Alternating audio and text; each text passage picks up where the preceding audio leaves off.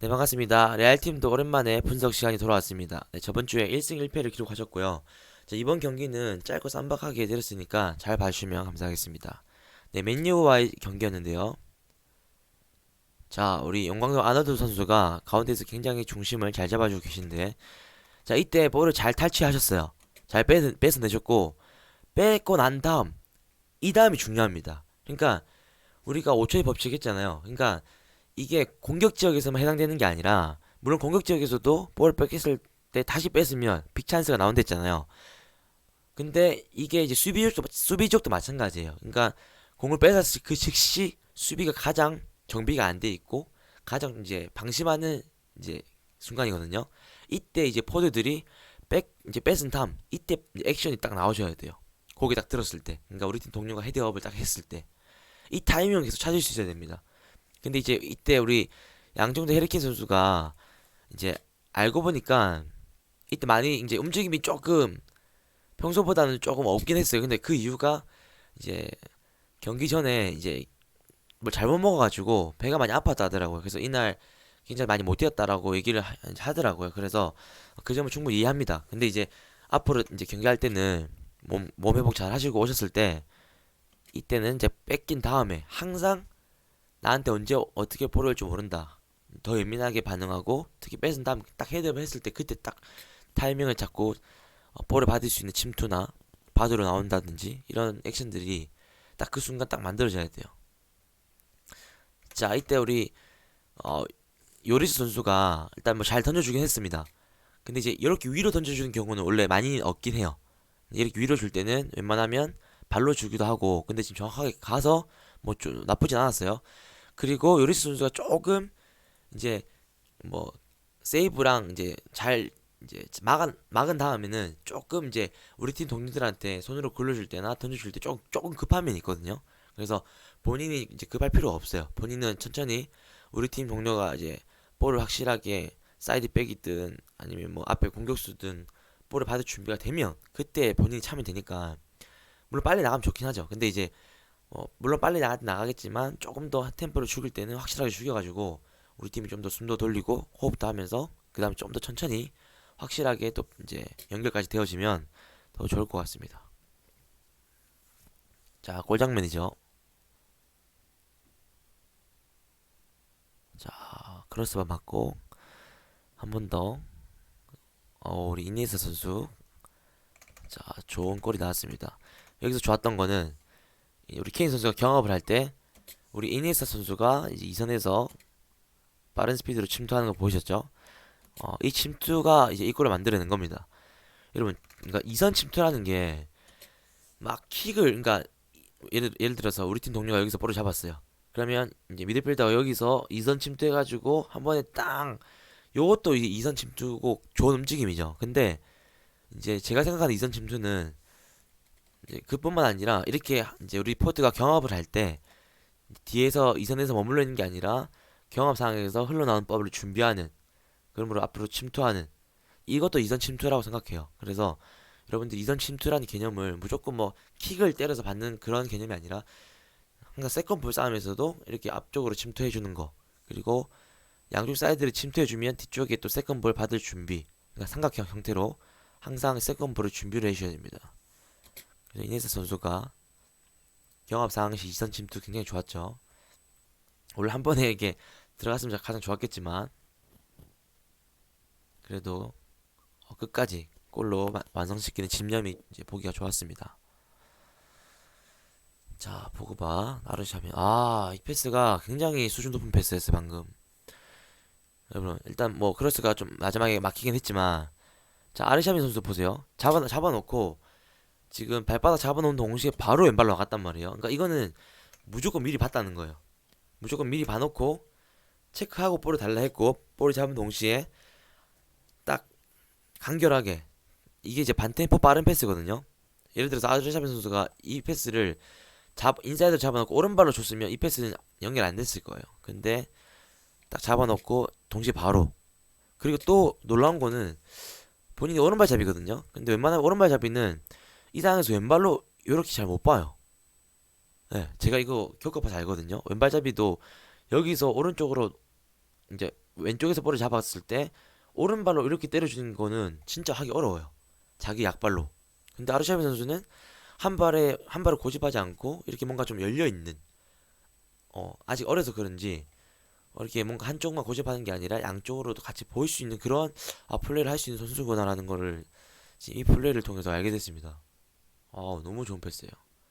그리고 이네스 선수 잡았을 때 우리 케인 선수가 지금 여기서 지금 머물러 있는 게 아니라 뭔가 이제 미리 사전에 액션이 지금 나오셔야 돼요.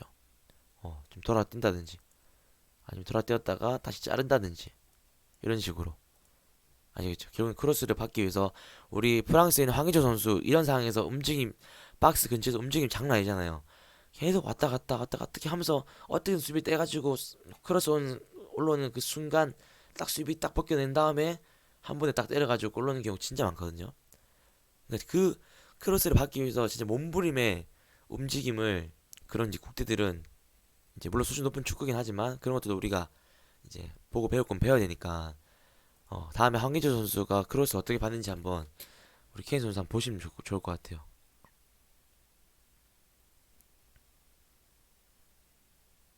이 패스는 굉장히 실속 있는 패스입니다. 우리 아르샤빈 선수가 지금 굳이 사이드로 째주거나 뭐 반대 나오지 않고 포드한테 지금 발등으로 잘 줬죠. 그러니까 이런 게 이제 실속적인 플레이예요. 네, 그러니까 굳이 뭐 사이드 째거나 뺑뺑 돌아갈 필요 없이 포드한테 한 번에 비웠으면 이 한 번의 실속적인 종패스로 인해서 앞에 있는 맨유를 다 제낀 거죠. 그러니까 우리 케인 선수가 키핑만 잘 해놨어도 충분히 2대2 더 나아가선 3대3 훨씬 더 이제 효과적인 플레이를 만들어낼 수 있는 상황이었습니다. 근데 지금 케인 선수가 일단 몸이 안 좋아서 그런지 일단 이때는 오른발 아웃사이드로 갖다 댔거든요. 오른발 아웃사이드 갖다 대기 어렵습니다. 특히 아웃사이드는 감각이 생각보다 떨어져요. 그래서 안 되더라도 왼발로 되려고 하시는 그런 노력들이 좀 더 의식들이 좀 더 필요할 것 같습니다. 네, 다음 넘어갈게요. 벌써 반이 지났네요. 이 패스 물론 업사이드긴 했는데 우리 포그바 선수가 요거를 진짜 보고 케인 선수를 확인하고 줬으면 진짜 좋은 패스예요. 물론 업사이드긴 했습니다. 근데 이게 본인이 무리하지 않고 한 번에 주는 어, 이런 의식이 진짜 앞으로 더 많이 나오면 좋을 것 같습니다. 너무 좋은 패스입니다. 자, 이때 이네타 선수 잘 뺏었죠? 뺏고 난 다음에 지금 너무 주려고 했어요. 그리고 물론 지금 가운데 센터 채널 이 가운데를 먼저 공략하는 게 맞긴 맞아요. 순서가 이쪽 공간을 먹으면 훨씬 더 공격을 만들어 갈 수 있는 상황이 유리해지죠. 근데 지금은 이네타 선수가 그러니까 가운데가 위험하기 때문에 상대도 어떻게 했어요? 상대도 당연히 가운데를 중심에서 맞겠죠.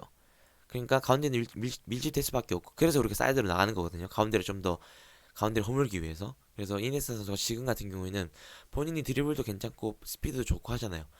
그럴 때는 좀 더 과감하게 앞쪽 공간에 드리블을 해 나갔어도 좋았을 것 같아요. 드리블 해 나가시면서 어떻게 됐어요? 그러면 네이마르 상대 수비가 땡겨 가겠죠. 그럼 이때 또 가운데 공간이 생긴단 말이에요. 그럼 이때 또 케인 선수가 침투한다든지 아시겠죠? 물론 이때 뭐 앞에 지금 막는 선수가 없었으면 당연히 주는 게 이제 맞았겠죠. 그래서 드리블이나 스피드 좋은 선수들은 앞쪽 공간이 있으면 좀 더 자신 있게 공간 쪽으로 툭툭 치고 나가는 것도 한번 시도해 보시면 좋을 것 같아요. 그리고 일단 아르샤비 선수 어, 잘 잘랐죠. 그리고 주고 이때 우리 포그바 선수가 우리 하프턴을 못했습니다. 그죠? 우리 팀 골대를 바라보고 있었죠. 충분히 하프턴 했으면 돌아서서 나갈 수 있는 상황이었습니다. 그죠? 그래서 특히 미드필더들은 어떻게든 이제 수비한테 받은 공을 공격한테 연결할 수 있을까? 어떻게 하면 연결할 수 있을까? 이걸 자꾸 고민해야 돼. 그러면 하프턴을 할 수밖에 없습니다. 아시겠죠? 그래서 약간 좀 맹목적으로 볼을 받거나 약간 목적이 흐린 상태에서 볼을 받으면 하프턴을 놓치는 경우가 많거든요. 그래서 그 부분도 좀 이제 모든 볼들을 계속 이제 그런 의식을 가지고 플레이를 하시면 좋을 것 같아요. 자, 이것도 요리스 잡았죠.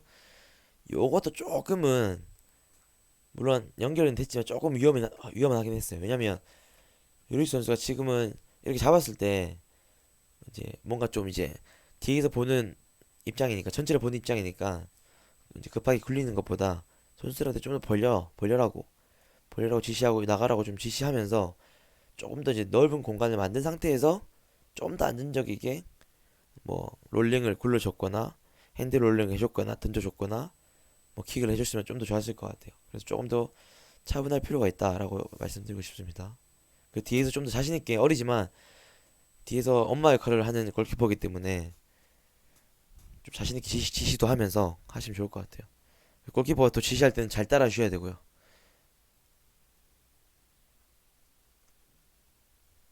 자, 골 장면이죠. 자, 요때 저희가 저번 주에 배운 5초의 법칙이 나왔습니다. 보세요. 지금 오른쪽에서 처음에 뺏겼단 말이에요. 뺏기고 나서 포그바 선수가 포기하지 않고 쫓아가죠. 또 쫓아갑니다. 케인 선수랑 같이.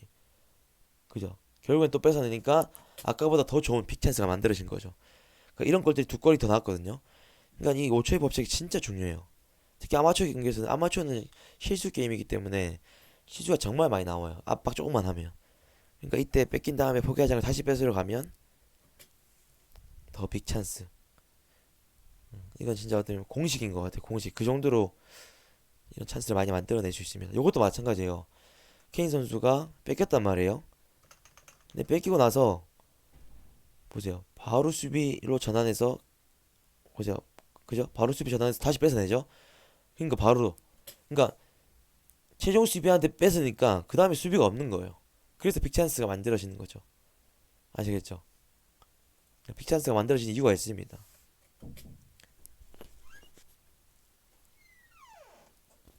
자, 이번 장면을 보시면